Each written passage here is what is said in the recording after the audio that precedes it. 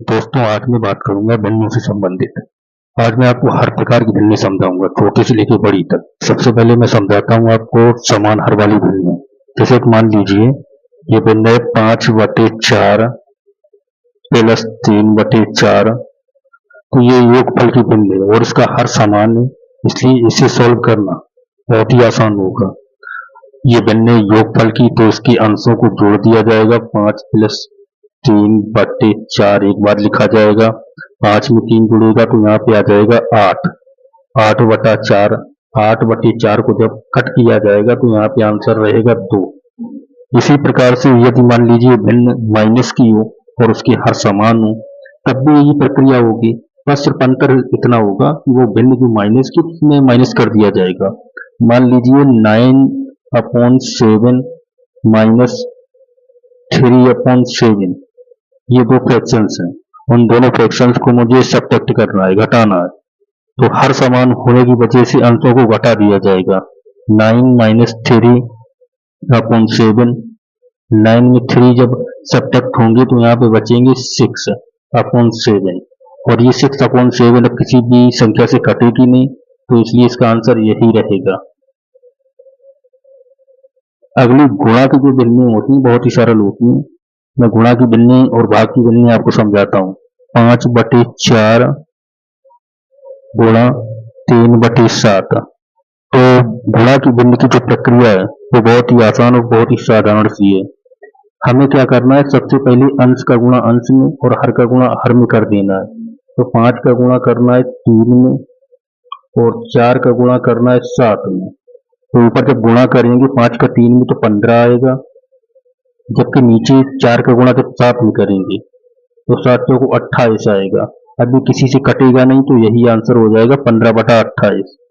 चौथी भिन्न में मैं लेता हूँ भाग की भिन्न। 5/7 भाग 3/2। तो भाग की भिन्न और गुणा की भिन्न में सिर्फ एक स्टेप का अंतर है। जैसे ये भाग की भिन्न है तो इसे अगली स्टेप में हमें गुणा की भिन्न के रूप में परिवर्तित करना है।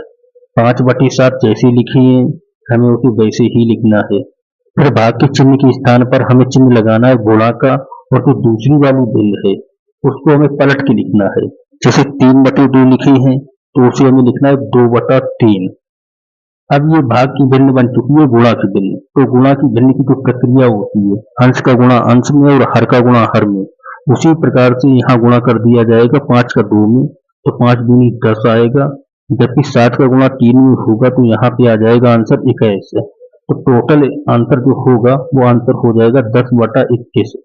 दोस्तों, अगली भिन्न में लेता हूँ योग और अंतर की ऐसी भिन्न जिनकी हर समान ना हो।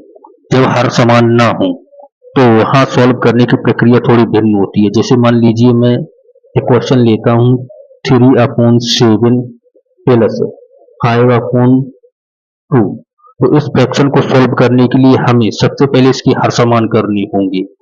तो हर समान करने के लिए या तो आप बज्रगुणा विधि का प्रयोग करिए या फिर एलसीएम मेथड का। तो जब भिन्न एक साथ दो दो हों तो सदैव बज्रगुणा विधि का प्रयोग करना ज्यादा बेहतर होता है। तो मैं यहाँ पे बज्रगुणा विधि के द्वारा ही इस भिन्न को सॉल्व करूंगा। तो वज्रगुणा विधि का जब प्रयोग करेंगे तो प्रयोग करने के दौरान सबसे पहले हमें दूसरी वाली भिन्न की हर से स्टार्टिंग करनी होगी। हमें स्टार्टिंग करनी होगी 2 से। 2 का गुणा हमें करना होगा 3 में, क्योंकि प्लस और माइनस की जब भी भिन्न होती है, अगर हम ऐसा नहीं करेंगे तो प्लस की भिन्नों में तो आसानी से सवाल लग जाएगा। अगर मैं ये स्टार्टिंग यहाँ 7 से भी कर दूं तब भी सवाल में कोई अंतर नहीं आएगा। परंतु जब यही भिन्न अगर माइनस की होती और मैं 7 से स्टार्टिंग कर देता तो ये भिन्न गलत हो जाती। तो उसी प्रकार से स्टार्टिंग हमें दूसरी भिन्न की हर से ही हमेशा करनी है, चाहे भिन्न प्लस की हो या माइनस की। तो मैं सबसे पहले गुणा करता हूँ 2 का 3 में। तो 2 का गुणा जब 3 में करूंगा तो यहाँ पे आएंगे 6। फिर प्लस का चिन्ह, तो प्लस का चिन्ह लगाएंगे। फिर 7 का गुणा करेंगे 5 में, तो 7×5 आएगा यहाँ पे अपॉन। फिर 7 का गुणा 2 में 14 आएगा। अब इन दोनों को ऐड करेंगे 35 में, जब 6 को ऐड करेंगे तो यहाँ पे आ जाएगा 41/14। इसी प्रकार से अगली भिन्न में लेता हूं माइनस की।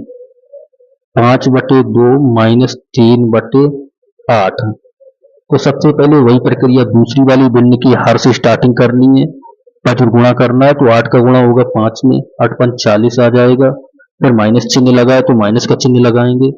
फिर 3 का गुणा 2 में करेंगे, 3 दूना 6 आएगा बटा, फिर 8 का गुणा 2 में या फिर 2 का गुणा 8 में करेंगे। तो 8 का गुणा जब 2 में करेंगे तो यहाँ पे आ जाएगा 16। अब 40 में 6 को घटाएंगे तो यहाँ पे 34 आएंगे बटी 16, कट करेंगे, 2 एकम 2, 2 सत्ते 14, ये गुरुवर 16। तो यहाँ पे आंसर आ जाएगा 17/8।